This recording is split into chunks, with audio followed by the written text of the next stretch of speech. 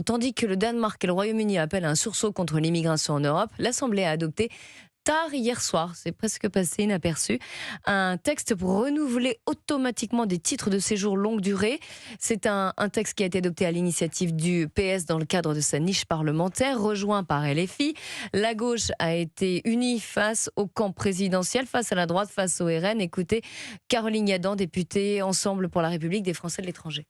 Le système actuel peut faire basculer dans l'irrégularité des femmes et des hommes de bonne foi et dont la seule faute peut être de se heurter à la lenteur des procédures. Pour autant, l'automaticité du renouvellement des cartes de séjour de 4 ans ou des cartes de résident de 10 ans ne saurait constituer à nos yeux une réponse pertinente. Le groupe Ensemble pour la République s'opposera à cette initiative. Le renouvellement n'est jamais automatique parce qu'il exige un acte positif du demandeur et un contrôle effectif de l'administration. En supprimant cette étape, on renverse la logique du dispositif. Ce serait donc à l'État et non plus au demandeur de prouver que les conditions ne seraient plus remplies. Vous l'avez compris, ce vote va à l'encontre de l'avis du gouvernement. Il doit maintenant passer au Sénat qui devrait le retoquer.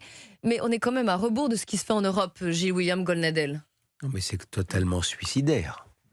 Alors même que l'heure devrait être dans la rigueur la plus totale en matière d'immigration, eh bien vous avez la gauche unie face, si j'ai bien compris, avec un centre et une droite qui étaient absents. Parce que sinon, oui, il était très tard, il était 23h hier soir, et donc l'hémicycle était parsemé. Ça a été en vérité adopté en catimini, en douce, donc ça n'a pas non plus une valeur exceptionnelle, mais le symbole est tout à fait détestable. Il est détestable et je le déteste, c'est tout.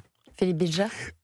C'est tout à fait vrai, on a l'impression que des enjeux très importants pour la vie nationale et au-delà sont traités par certains groupes avec une totale désinvolture. J'entends bien, ils ne peuvent pas être tout le temps là, mais par moments, véritablement, on se demande ce que le camp, encore une fois, largement conservateur, a dans la tête et dans les mains pour être si désinvolte parfois à l'égard de causes fondamentales. Non, mais alors, Gilles-William Goldnadel. Philippe, Dieu sait que je suis sévère envers ce camp, mais ceci posé, j'ai l'impression que là, c'est une petite ruse. C'est une combine. Ils se sont dit entre eux, on va faire ce coup-là à minuit ou je sais pas quoi, et la droite n'était pas au courant, donc c'est à la portée de n'importe qui. En fait, alors, pour vous donner les chiffres, ce texte a été adopté par 98 voix contre 37. Voilà. Voilà. Bon, bah voilà. Oui, mais je rappelle que c'est 577. Et à